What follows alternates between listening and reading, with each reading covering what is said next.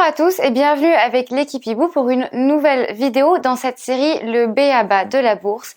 Et aujourd'hui, nous allons traiter le thème des obligations. Les obligations sont des valeurs mobilières qu'on retrouve le plus souvent sous forme de créances négociables. Elles sont utilisées par exemple par les entreprises ou bien les États ou les collectivités pour emprunter de l'argent auprès des marchés financiers. Comparé aux actions, les obligations ont un intérêt réel.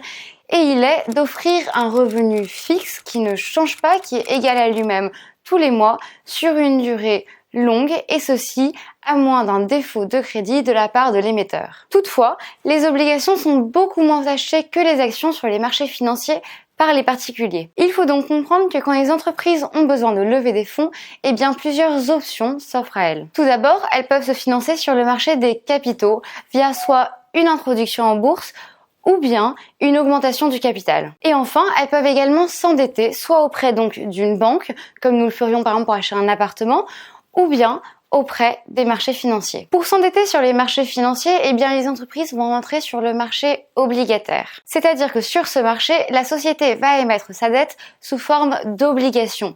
Donc elle va prendre sa dette, par exemple 100, et la couper en 100 petites obligations, chacune de 1 euro.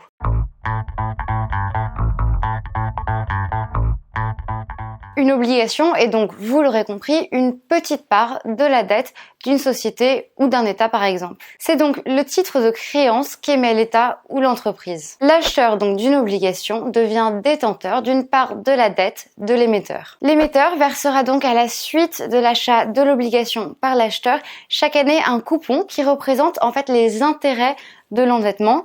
Puis, à la fin de l'échéance, donc de la date prévue, le nominal, c'est-à-dire la somme que la dette représentait. Une obligation se compose donc de 3 choses. Tout d'abord, le nominal, qui est en fait la somme de la dette que l'acheteur va acheter auprès de l'émetteur. Donc, comme nous l'avons dit, si l'émetteur a une dette de 100 et qu'une obligation vaut 1, eh bien le nominal sera 1 pour une obligation. Ensuite, donc le coupon, c'est-à-dire le versement que l'acheteur va recevoir chaque année de la part de l'émetteur. Celui-ci, en fait, représente les intérêts de l'emprunt.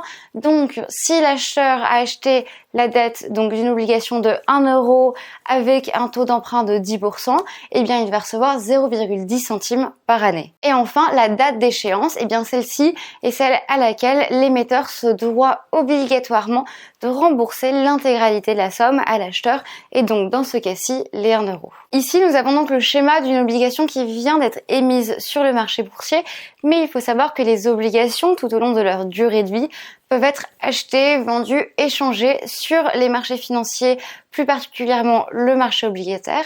Vous pouvez donc en racheter si vous en avez déjà ou bien revendre les vôtres avant la fin de l'échéance.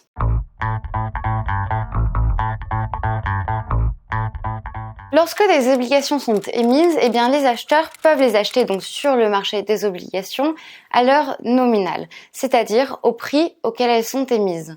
Donc, comme nous avons dit tout à l'heure avec l'exemple des 1 euro sur la dette des 100, eh bien le nominal de cette obligation serait 1, donc je l'achèterai à 1 euro et à la fin de la date d'échéance, l'émetteur me rendrait donc les 1 euro. Toutefois, il peut arriver que le prix de l'obligation soit inférieur ou supérieur à son nominal. Prenons donc ces deux cas séparément. Commençons d'abord par les obligations qui se situent en dessous de leur nominal. Il peut arriver que les émetteurs vendent leurs obligations en dessous du nominal si par exemple les actions présentent un fort risque ou qu'ils veulent trouver des investisseurs très vite. Dans le cas opposé, eh bien, il y a également les obligations qui elles valent plus cher que leur nominal. Dans ce cas, c'est plutôt le contraire. Ce sont des obligations que beaucoup de gens veulent ou bien la société tout simplement ne souhaite pas beaucoup emprunter et donc elle va placer le prix de l'obligation au-dessus de son nominal. Mais ces deux cas sont, disons-le, plutôt rares.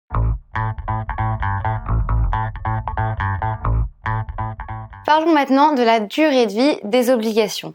Eh bien, les obligations, il faut le savoir, ont une date d'échéance, comme nous en avons parlé tout à l'heure, qui est émise, donc, à sa création. Cette échéance peut donc prendre toutes les formes qu'on veut, elle peut être quelques mois même après l'échéance de l'obligation et elle peut même aller jusqu'à la perpétuité. Si la durée de vie d'une obligation est à perpétuité, ce qu'il faut le savoir est très rare et implique généralement un coupon donc très faible, eh bien ça veut dire qu'il n'y a pas de date d'échéance prévue et que le nominal ne sera jamais remboursé, mais qu'il sera uniquement donc remboursé sous forme de coupon. Plus régulièrement, une date d'échéance est fixée. Par exemple, je vais acheter une obligation de l'État français et on va me dire que la date d'échéance est dans 4 ans. Et donc, dans 4 ans, je vais retrouver les 1 euro du nominal auquel j'aurais acheté l'obligation. Il faut donc comprendre une chose importante avec les obligations. Plus la durée de remboursement est longue, plus il y a un risque de non-remboursement. Prenons par exemple un État qui vend des obligations. S'il vend une obligation à 100 ans, qu'est-ce qui me dit que ce sera le même gouvernement au pouvoir ou du moins un gouvernement qui aura la même envie de rembourser les obligations? On ne peut jamais prévoir le futur. Donc, plus l'obligation a une date d'échéance longue, moins vous avez de chances d'être remboursé.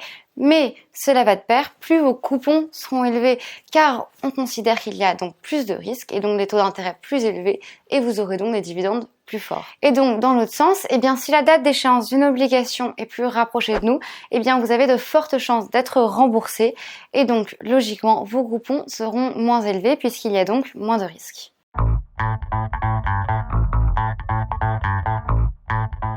Parlons maintenant donc du coupon des obligations. Ces coupons sont en fait un autre mot pour parler des taux d'intérêt qui s'appliquent donc à la dette que vous avez achetée. Reprenons donc l'exemple précédent donc d'une dette de 100 euros. Vous avez acheté sur cette dette une obligation d'1 euro. Les taux d'intérêt de ce prêt sont de 10%. Vous allez recevoir chaque année 0,10 centimes.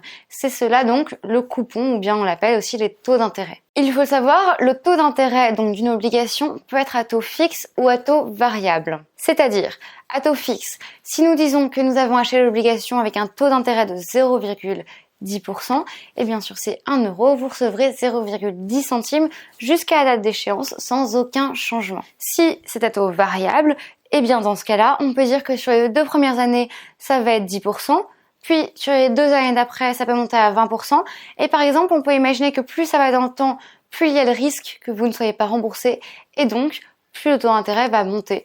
Enfin, ça peut prendre toutes les formes que vous voulez, mais en tout cas, ce qui est sûr, c'est que lorsque le taux d'intérêt est variable, vos coupons ne seront pas égaux à eux-mêmes. Ils peuvent donc être augmentés ou être rabaissés. Une autre notion de taux d'intérêt est qu'il peut être révisible, c'est-à-dire que vous pouvez acheter une obligation avec un taux d'intérêt fixe, et puis tout d'un coup, il peut passer à variable, ou bien l'inverse. Donc, toutes ces modalités peuvent exister, mais elles sont notamment généralement compris dans la description de l'obligation que vous achetez. Le taux d'intérêt d'une obligation, de la même manière que tout autre taux d'intérêt d'un achat, peut être indexé sur quelque chose. On peut penser par exemple à l'or ou bien au CAC 40 ou à beaucoup d'autres choses. Il faut donc prendre cela en compte lorsque vous achetez donc votre obligation. Et enfin, ce taux d'intérêt peut être ce qu'on appelle un zéro coupon, c'est-à-dire comme nous l'avons beaucoup vu récemment, il peut avoir un taux d'intérêt de 0, cas auquel vous n'aurez donc aucun coupon sur toute la durée de la détention de votre obligation et vous aurez uniquement le nominal à la fin.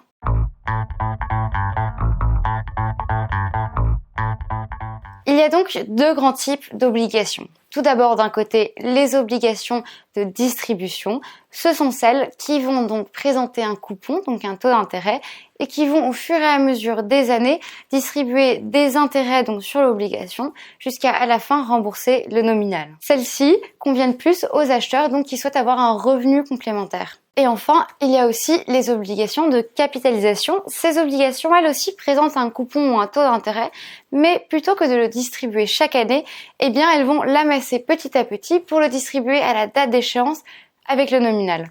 Vous recevrez donc, si vous avez acheté une obligation pour 3 ans, à la date d'échéance, le nominal et les 3 ans de versement d'intérêt que vous auriez dû recevoir au fur et à mesure. Ces obligations-ci sont plus adaptées à des acheteurs qui visent du long terme et qui souhaitent se créer un capital. Merci beaucoup d'avoir pris le temps de regarder cette vidéo avec nous aujourd'hui. Nous avons donc fait cette première partie sur ce qu'est une obligation, les caractéristiques de l'obligation et ses traits spéciaux. Et donc dans la prochaine partie que nous allons faire, nous allons nous concentrer sur donc le risque des obligations, comment en pratique vous pouvez les acheter et ce genre de choses. Merci beaucoup et à très bientôt avec l'équipe Hibou.